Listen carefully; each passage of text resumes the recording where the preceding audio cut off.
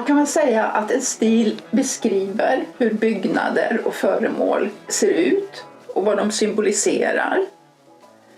Ja, de beskriver varje tids formspråk eller vad som är det typiska för varje tid. Och det är så att i alla kulturer i alla tider har ju människan använt det materiella för att uttrycka sig. Och det är inte ett tråkigt schema över mönster och ornament, utan det är ett mycket bredare begrepp. Och ibland tycker jag det är som att titta i ett fotografialbum. Ja, eller som titta på serier, på filmer och så där man direkt kan se tidens stil i varje bild. Och förvånas över faktiskt att det ser så lika ut var och när det än är.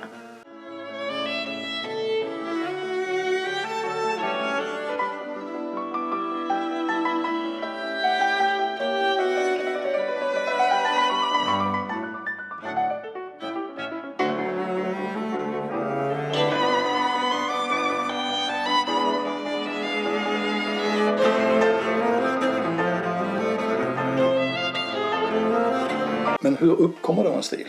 Skönhet tänkte jag ta upp en särskild spaning.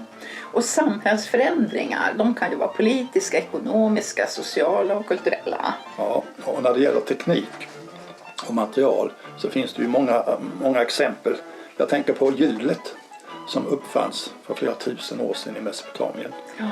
Och idag har vi artificiell intelligens och nanoteknik, men vi vet inte riktigt vad det kommer att innebära för oss. Nej, det är svårt att förutse.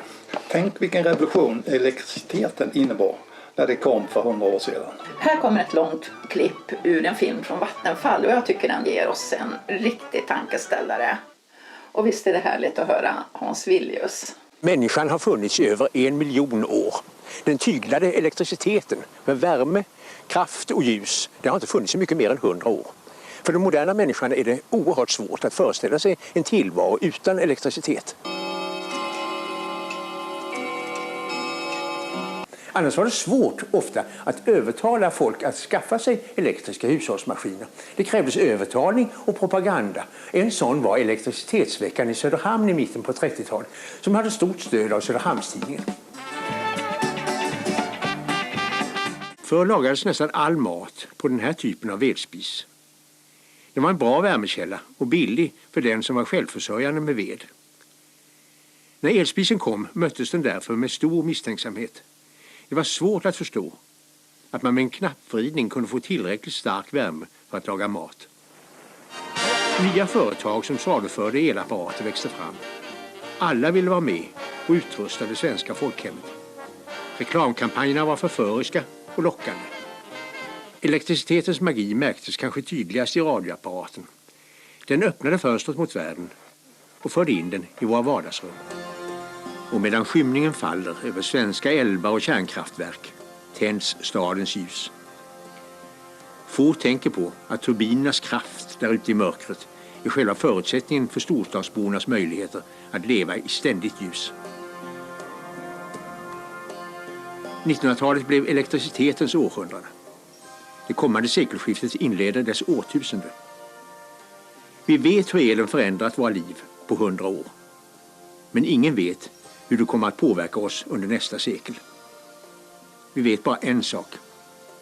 Att den kommer att göra det.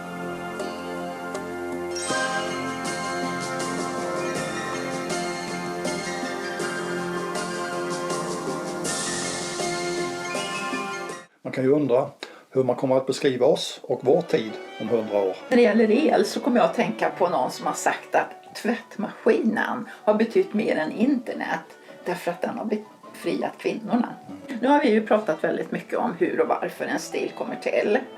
Men vad är det som vem och vad påverkar mest idag?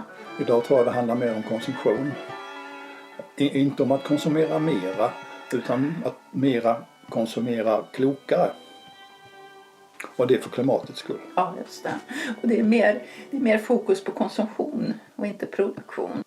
En liten sak till. Det är så lätt att underskatta själva namnen. Ja, det är det han sa att om man inte känner till namnen saknar man också kunskap om tingen. Ja, har man inga namn och inget språk så har man inget att prata om. Han sa också, Förundra dig överallt, även det mest alldagliga.